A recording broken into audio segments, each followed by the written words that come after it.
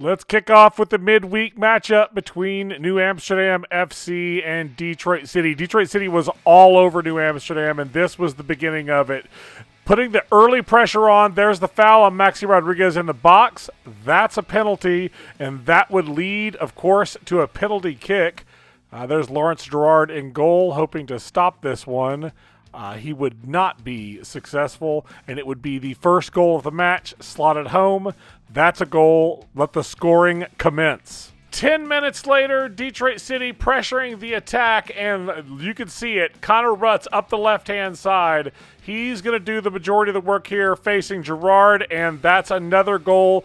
Detroit City up 2-0. If you're counting at home, Connor Rutz with a goal. 10 minutes later, again, they spaced him out nicely. Long throw into the box. Ball looks like it's cleared, but no. Filerman.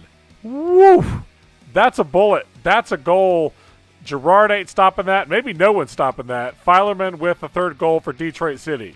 Minute 36, free kick from far outside, but the ball bounces around and Gerard's ball watching. That's another goal. Stephen Carroll, the captain, scores the fourth goal. It's 4-0 Detroit City. But New Amsterdam did get one goal. It was off a penalty in the second half, down 4-0. Naeem Charles steps up to the spot against Steinwasser. And as I said, it was the one bright spot for New Amsterdam on the score sheet. Gets a goal for Charles in the 56th minute.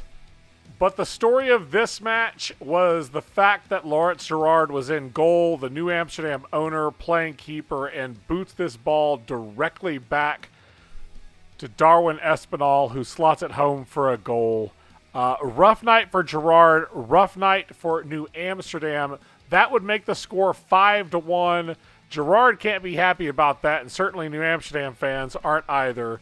84th minute, almost out of here. Yazid Matthews would get the tap in with Gerard well out of goal. Not sure what he was thinking there. Listen, I can't play goalkeeper either, but I don't have a professional soccer team. 6-1 your final, Detroit City.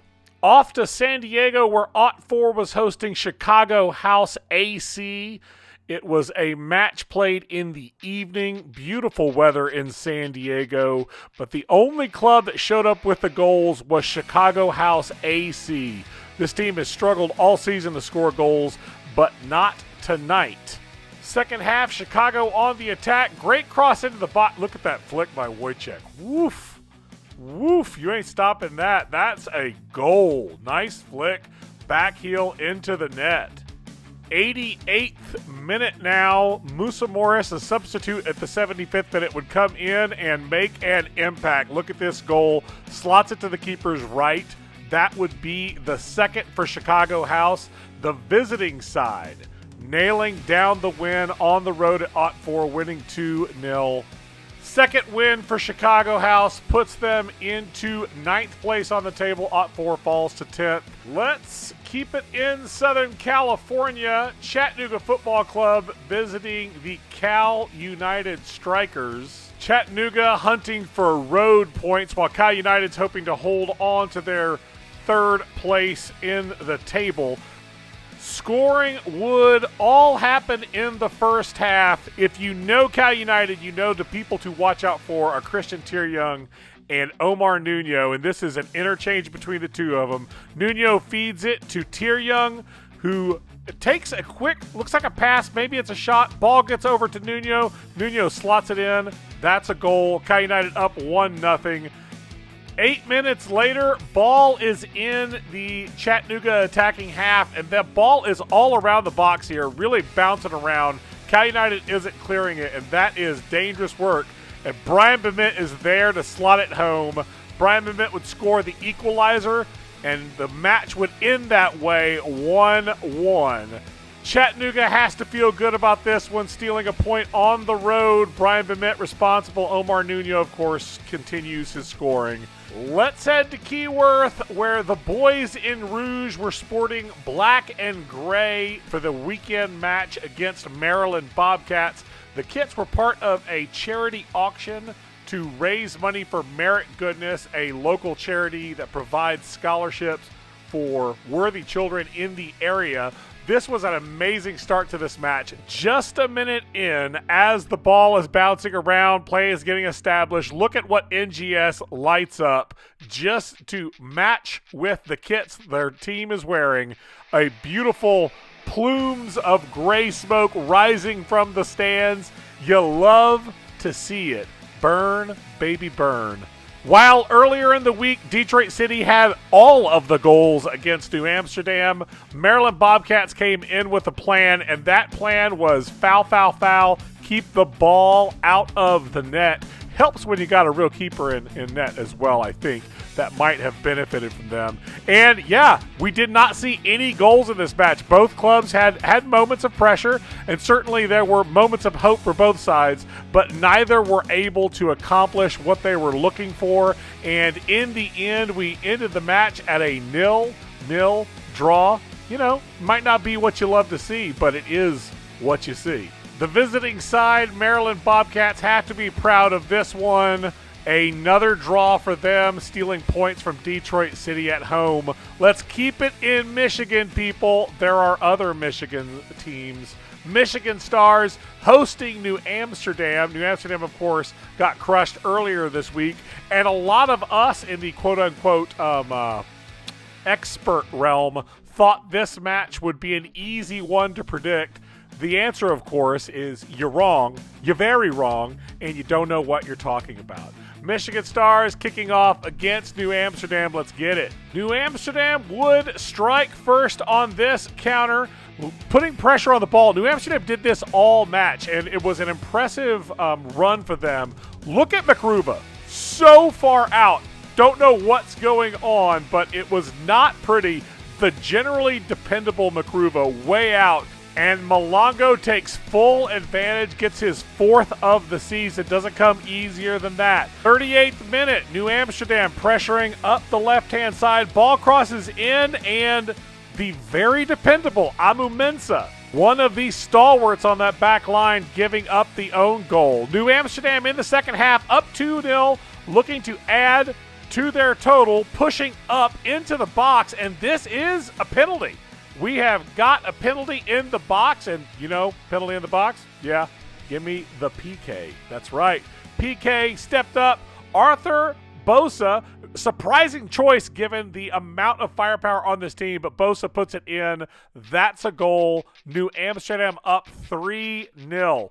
But just a couple of minutes later, Michigan Stars would get their opportunity, and the cross in from Yunchai gets to Amu Mensah. He makes up for the own goal earlier and would score one for the home side.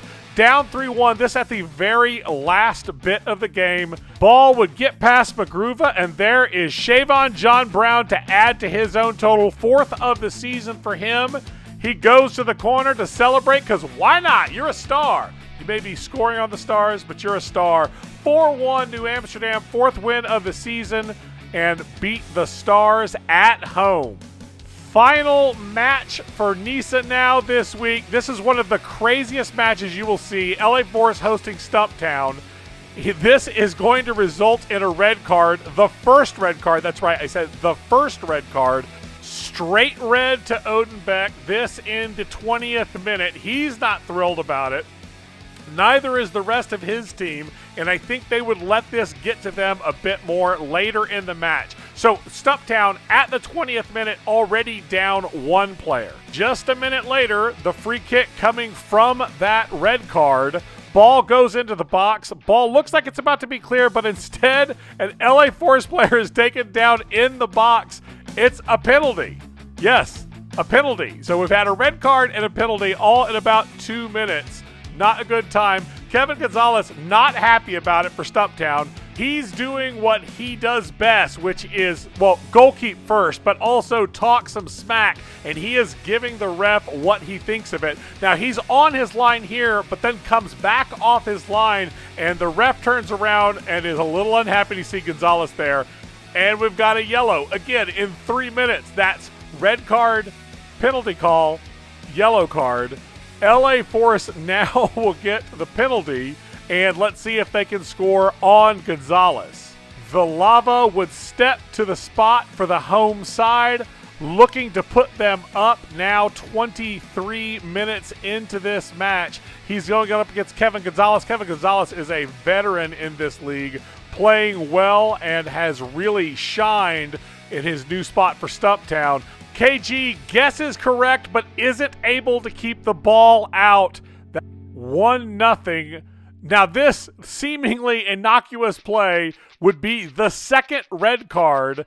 This because Luis Garcia Sosa was complaining about a call, and the referee had enough. This in the 37th minute. So now Stumptown, instead of being down just one player, down two. Doesn't stop them from pressuring. This in the second half, Stumptown still applying pressure up the left-hand side, would get into the box here and would be taken down in the box, which would result in a foul. Look at this foul. Yeah, that's a foul. And if that's a foul, we know what's coming next. That's a penalty kick.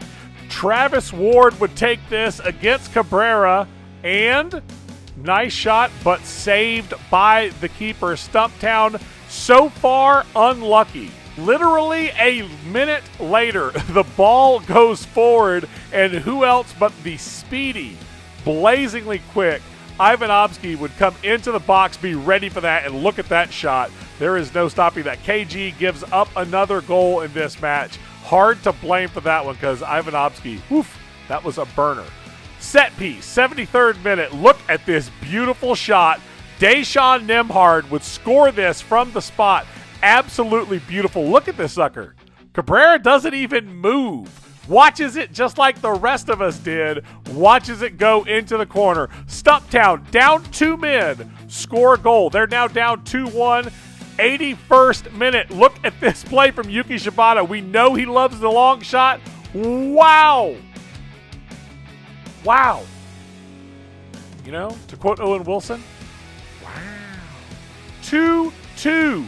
Stumptown on the road. Go crazy, Stumptown. Go crazy. Yuki Shibata with the equalizer. Stumptown with 2 reds. Still ends up with the 2-2 draw. 4th win of the season for Stumptown. LA Force still at 4-5-1 and second on the table. Some consolation for them, however, got to feel bad giving up the 2-0 lead up to men. Your soccer almanac stat of the week: most goals scored in a NISA match. Obviously, this in reference to the New Amsterdam loss to Detroit City this week, 6-1. Oakland Roots comes in at 5th with their 3-3 draw to Cal United that 2 years ago. Of course, the New Amsterdam result. Michigan Stars, Cal United, 7 goals in that one. OT4 Oakland Roots, 7 goals in that one. And then finally, the match that everyone wants to forget, including the 2 clubs involved. Miami FC 8, Philadelphia Fury 1. Whatever happened to the Fury? All right. Let's take a look at the table. Detroit City still sitting on top, well ahead of the pack with 26 points. LA Force in second. Cal United in third. Stumptown tied for third. Then Michigan Stars and New Amsterdam tied with 13 points apiece. And then Chattanooga FC, Maryland Bobcats, Chicago House, and San Diego OT4. Quick peek to this week's matches. The first one will be Maryland Bobcats hosting Michigan Stars. Chattanooga Football Club hosting Cal United on the home swing for them. Detroit City hosting Michigan Stars. That should be a good one. Lots of passion in that particular clash. New Amsterdam hosting Maryland. Stumptown hosting LA Force. And finally, Chicago House AC hosting OT4. It's going to be a great week of NISA soccer. Come back next week for more NISA Now. All of the highlights for you on YouTube. It's Protagonist Soccer's NISA Now. We're out.